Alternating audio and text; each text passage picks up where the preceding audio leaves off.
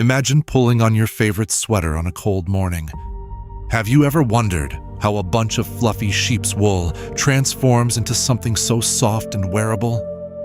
The process is far more intricate and hands-on than most people imagine. Let's unravel the journey of wool, from hillside pastures to those cozy sweaters tucked in your closet. It all begins with sheep grazing in open fields. Their wool isn't just a byproduct. It's evolved to keep them warm, dry, and protected from the elements. Once a year, typically in spring, skilled shearers remove the fleece in one piece. This isn't just about harvesting material. It's an art form that's both swift and gentle, designed to keep the sheep calm and their wool intact. Reflecting on this first step, it's remarkable how reliant the entire supply chain is on human skill. Shearing requires experience, quick hands, and a deep respect for animal welfare. It's a tradition handed down generation after generation, connecting modern sweaters to ancient practices. Now, the fleece fresh off the sheep is pretty far from sweater material. It's filthy, tangled, and loaded with lanolin, a greasy natural wax, as well as twigs, dirt, and even the occasional blade of grass. Enter the process called scouring, which sounds technical, but is essentially a deep, thorough washing. The raw wool is soaked and agitated in hot, soapy water, sometimes in giant vats, sometimes in more rustic setups. This bath removes most of the impurities, and depending on the final product, some lanolin might be deliberately left in to keep the fibers supple and water repellent. It's an early moment of alchemy. Dirty, anonymous fleece starts to reveal hidden softness. Notice how what seems like a simple cleaning step is more nuanced. Different regions and producers might tweak the balance of cleanliness versus natural texture. The choices made here can influence not just the feel of the wool, but how well it dyes and spins later on. Once clean, the wool still isn't ready for fashion. Next comes carding. Think of combing out tangles, but on a much larger and more mechanical scale. Carding machines tease apart the fibers, flattening and aligning them, turning once matted piles into something light and almost cloud-like called a sliver. This step is all about getting the fibers parallel, which makes the yarn stronger and smoother.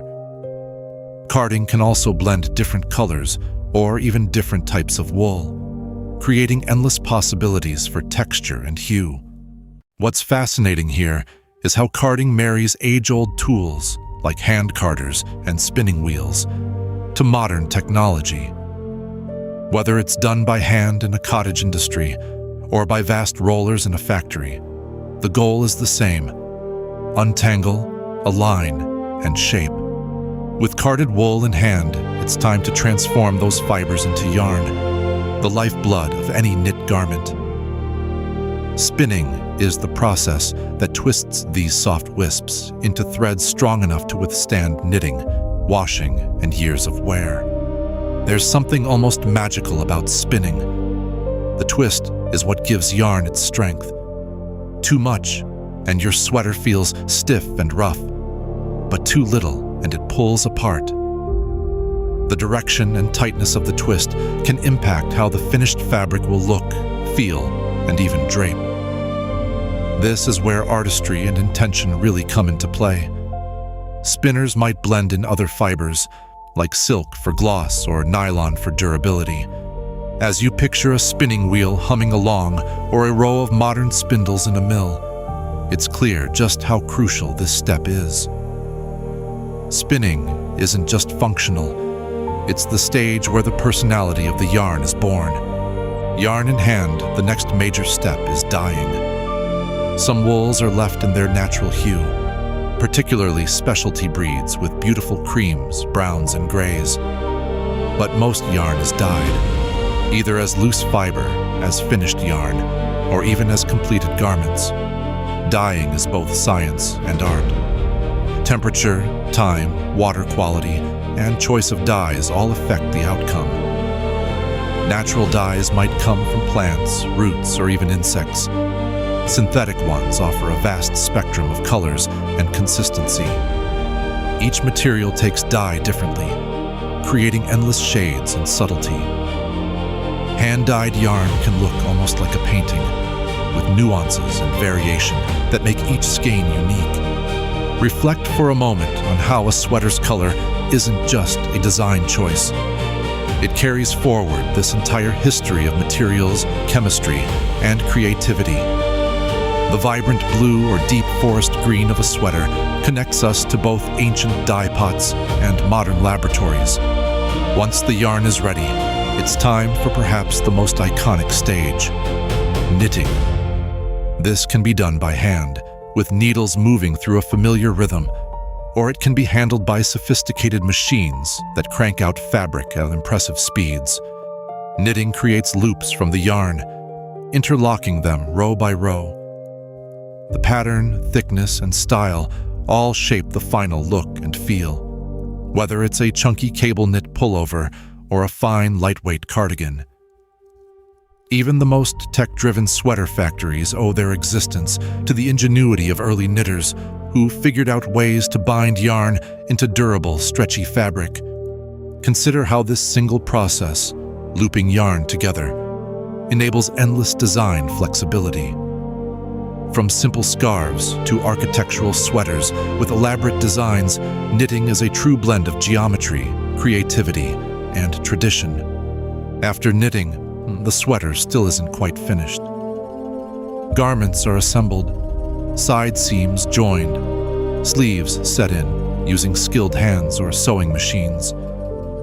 Edges might be reinforced, stitches tightened, and occasional flaws repaired.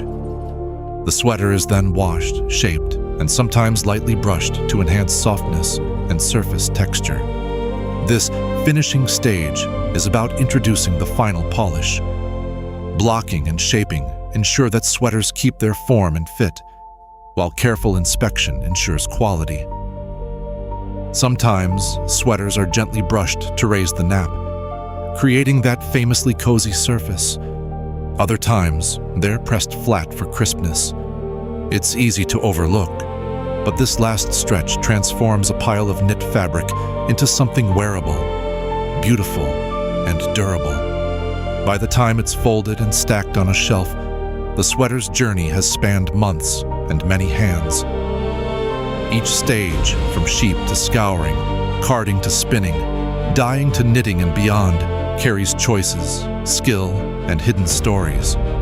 Thinking about this process as a whole, it's striking just how long and complicated the path is.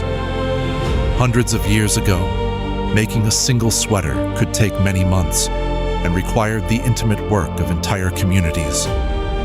Today, even with automation, human decisions, tradition, and craftsmanship are woven into every fiber.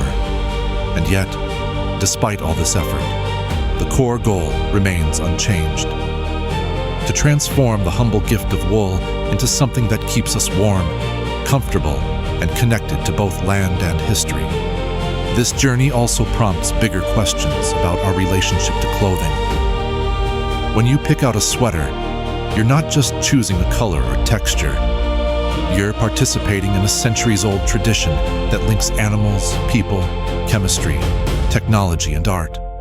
So, next time you tug on a wool sweater, take a moment to imagine the rolling fields, skilled hands, and intricate processes that made it possible.